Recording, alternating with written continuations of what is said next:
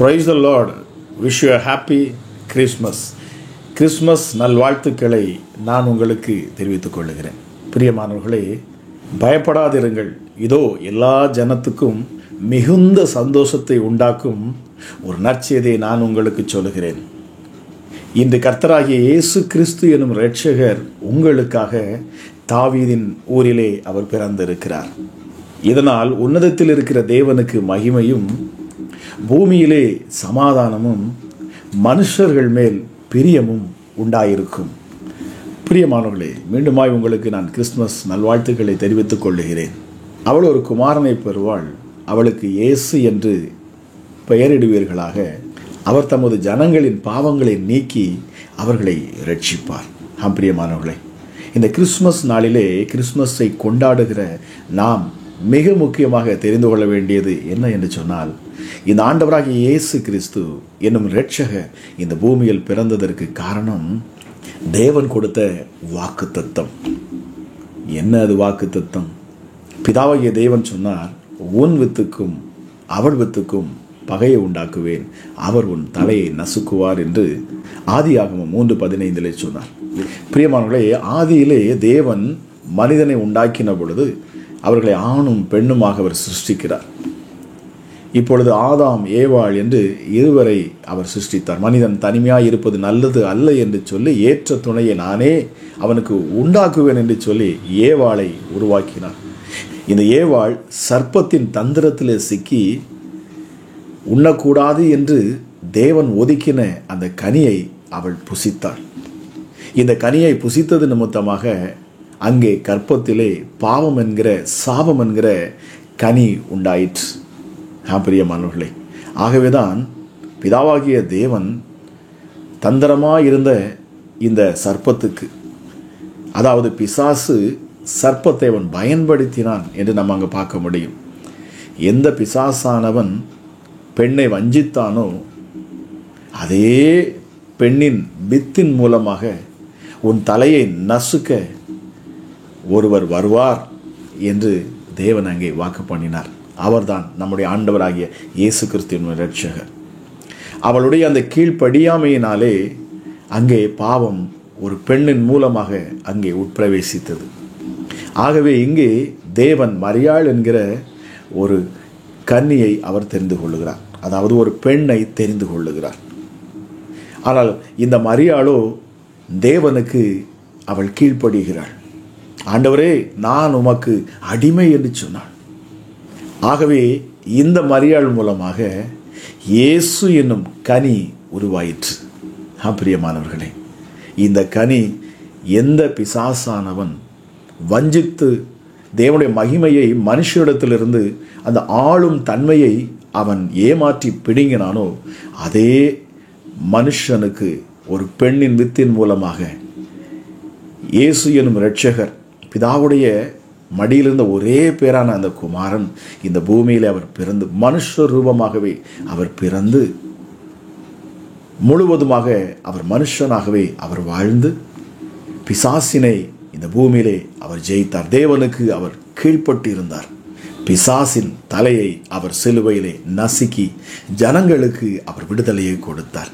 பாவத்திலிருந்து விடுதலையை கொடுத்தார். சாபத்திலிருந்து விடுதலையை குறித்தார். ஒரு பெண்ணின் வித்தின் மூலமாக பாவமும் சாபமும் இந்த பூமியில் வந்தது.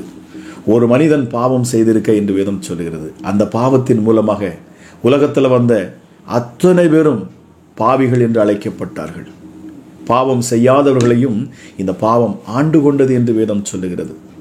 பிரியமானவர்களே, ஆகவேதான் தாவீது சொல்லுகிறான், இதோ நான் துர்க்குணத்தில் உருவானேன், என் தாய் என்னை பாவத்தில் பெற்றாள் என்று சொல்லி. இதோ நான் துர்க்குணத்தில் உருவானேன், என் தாய் என்னை பாவத்தில் கற்பம் தரித்தாளே என்று தாவீது சங்கீதம் 51 அவன் சொல்லுகிறான்.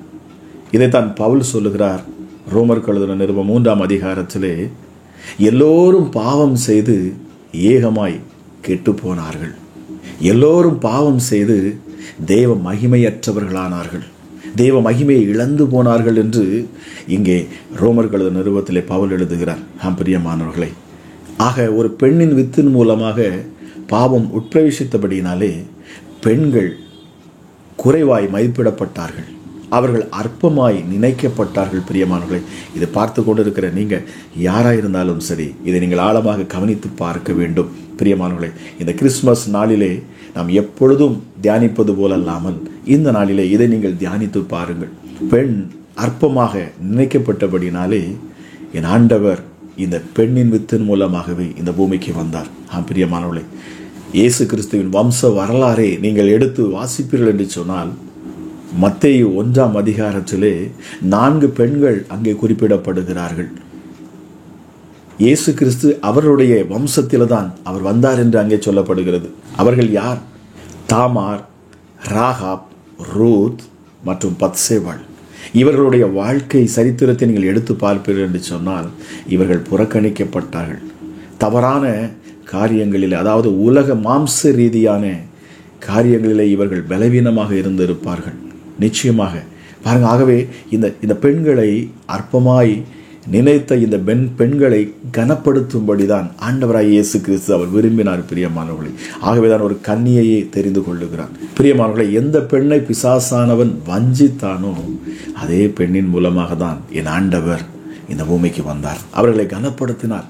பெண்களுக்கு ஒரு முன் உரிமையை அவர் கொடுத்தார். பிரியமானவர்களே, அவர்களுடைய அடிமைத்தனத்திலிருந்து அவர் மீட்டெடுத்தார். இதை பார்த்து கொண்டிருக்கிற நீங்கள் யாராக இருந்தாலும் சரி, இதை நீங்கள் ஆழமாக நீங்கள் கவனிப்பீர்கள் என்று சொன்னால் நிச்சயமாகவே இந்த கிறிஸ்துமஸ் நாளிலே நீங்கள் விடுதலையை பெற்றுக்கொள்வீர்கள். பிரியமானவர்களே, விபச்சாரத்தில் பிடிப்பட்ட ஸ்திரீயை ஆண்டவராகிய இயேசு கிறிஸ்துவிடத்தில் கொண்டு வந்தார்கள். ஆண்டவராகிய இயேசு கிறிஸ்து அவளுடைய பாவத்திலும் இருந்து அவளை தப்புவித்தார். அவளை கல்லெறிந்து கொல்ல வேண்டும் என்று முயற்சி செய்தார்கள். இவள் விபச்சாரம் செய்தாள் என்று சொன்னார்கள். பிரியமானவர்களே, விபச்சாரம் செய்தாள் என்றால் 2 பேரையும் கொண்டு வர வேண்டும். இங்கே பாருங்க, அந்த பெண்ணை மட்டும்தான் கொண்டு வந்தாங்க.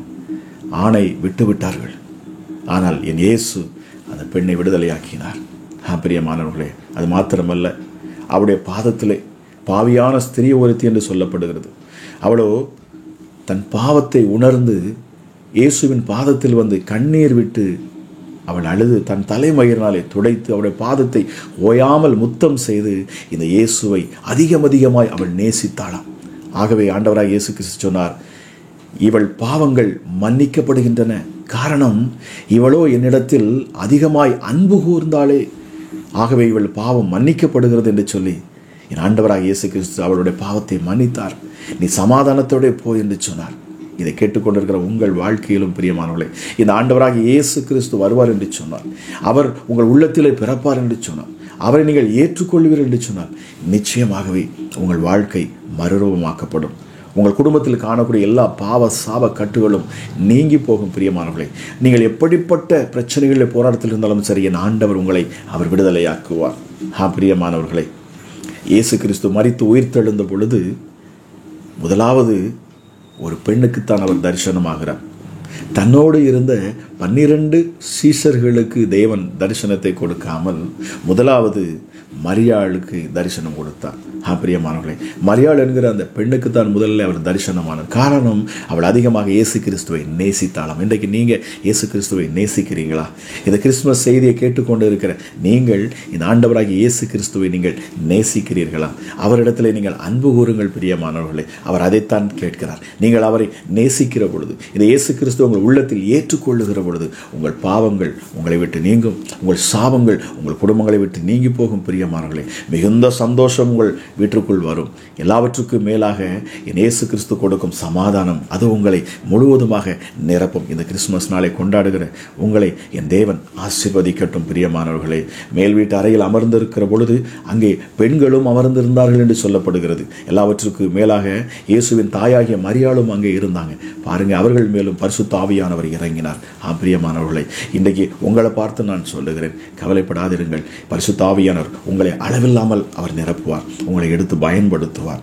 நிச்சயமாகவே இந்த கிறிஸ்துமஸ் நாள் உங்களுக்கு மிகுந்த ஒரு மனமகிழ்ச்சி நாளாக இருப்பதாக, இந்த கிறிஸ்துமஸ் நாளை கொண்டாடுகிற உங்கள் வாழ்க்கையிலே ஆசீர்வாதங்கள் மிகுதியாக உண்டாகட்டும் என்று சொல்லி இதை பார்த்து கொண்டிருக்கிற உங்கள் ஒவ்வொரு நான் இயேசுவின் நாமத்திலே நான் ஆசீர்வதிக்கிறேன். கர்த்தர் நிச்சயமாகவே உங்கள் மூலமாக அவர் பெரிய காரியங்களை செய்வார். உங்கள் கட்டுகளை அவர் அவிழ்த்து போடுவார். உங்கள் பாவங்களை உங்களை விட்டு நீக்குவார். உங்களை தொடர்ந்து வரக்கூடிய சாபங்களை அவர் முற்றிலுமாக நீக்கி போடுவார். அதற்காகத்தான் இந்த இயேசு கிறிஸ்துவின் இரட்சகர் இந்த பூமியிலே அவர் உங்களுக்காக பிறந்திருக்கிறார். நிச்சயமாகவே இதை கேட்கிற உங்களை கர்த்தர் தாமே அளவில்லாமல் ஆசீர்வதிப்பாராக. God bless you.